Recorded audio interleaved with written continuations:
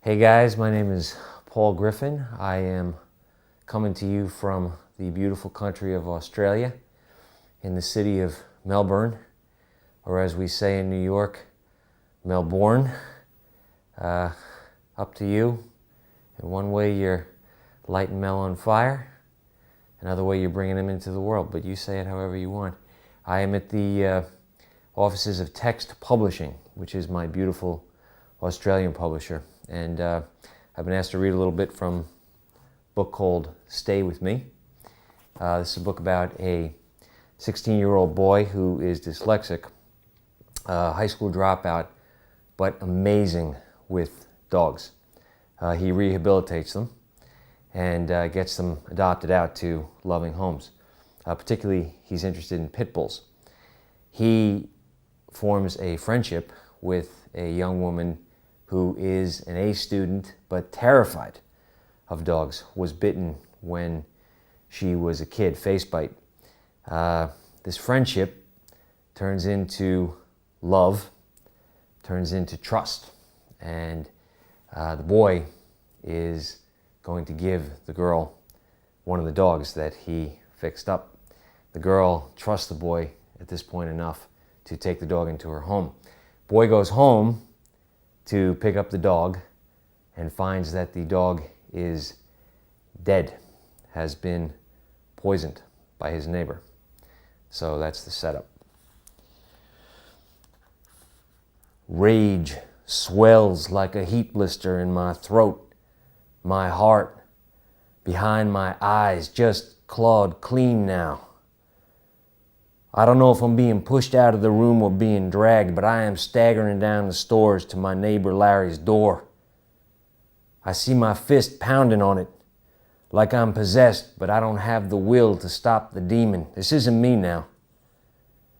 Larry, he's cursing at me from the other side of the door.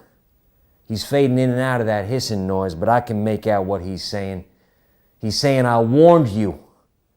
I warned you I would get that dog stinking up my sheets, jumping around up there, making noise. I warned you, and he's laughing at me.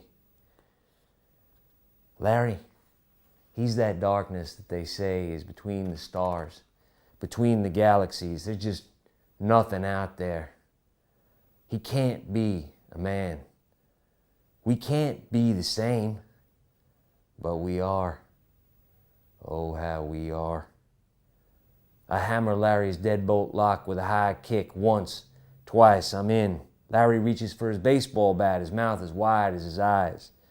I got me a 6-pack of soda cans and a bag at my hip, and I twist that bag real good so the cans stay in there, and I walk fast at Larry and I swing that 6-pack at his face. He's bleeding bad. He's spitting broke teeth. He's still holding the bat, but it's limp now at his side. Slap it from his hand, hit him again with the cans, bust his nose open this time. On his knees now, Larry, looking up at me. I can't hear anything except that hissing noise in my head, but I can read his lips. And you know what he says to me? I'm sorry. He sure is, boy, I tell you what. I peel off into my mind's darker streets and I lose myself. I keep hitting him and hitting him and hitting him until the cans explode and there's just pink froth everywhere. And then it's just a fast fade to shadows. Must be a while later, I'm sitting on the floor, don't know how I got here. Scratching at a bedbug bite on my neck, my teeth are clicking in a prickly 100-degree heat.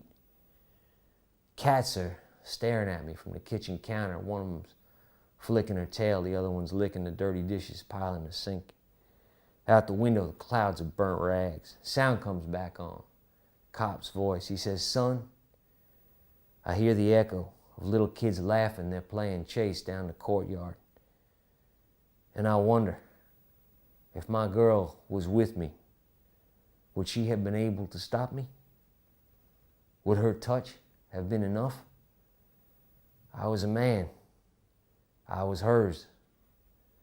And now I'm nothing.